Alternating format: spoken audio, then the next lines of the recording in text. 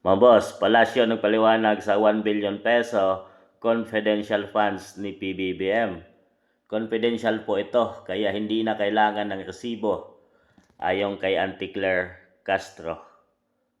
Iyon naman pala alam mong confidential funds at di na kailangan ng resibo, bakit kay PBBM okay lang, hindi nyo nilalabas yung kanyang resibo.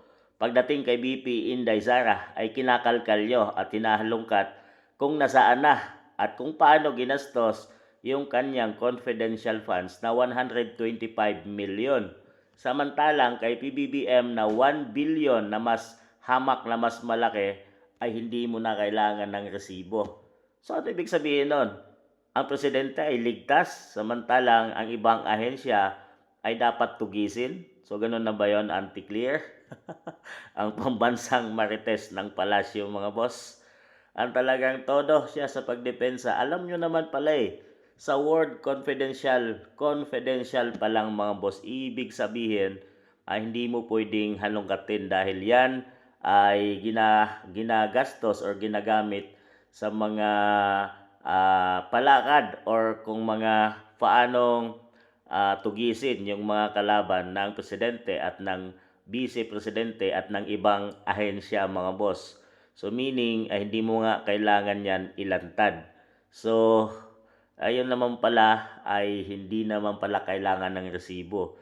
So dapat talaga maging fair ang lahat dahil yan ay nakasaad naman sa batas, mga boss, no, na pag confidential funds ay talagang secret yan. Hindi mo pwedeng ilantad yung mga taong nasa likod niyan. So alias lang ang gagawin dyan. So bakit nyo pinag-iinitan at hinahabol ang confidential funds ni BP Inday Sara? Talagang si Auntie Claire nang nagsabi dito, mga boss, na bakit kailangan ng paliwanag at resibo sa 1 billion peso na confidential funds ni PBBM. Dito palang huli na natin, mga boss, no, kung bakit ang kanilang ginagawa ay pansariling interes at pagbasag, pagdungis sa pangalan ni BP Inday Sara at pagtanggal bilang kandidato sa susunod na eleksyon 2028, mga boss. So ayaw nila sigurong bumaba, mga boss.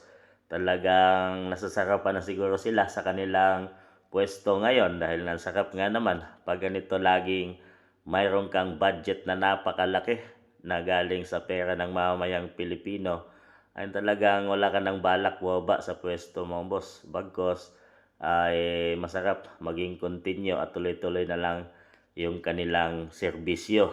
So talagang grabe.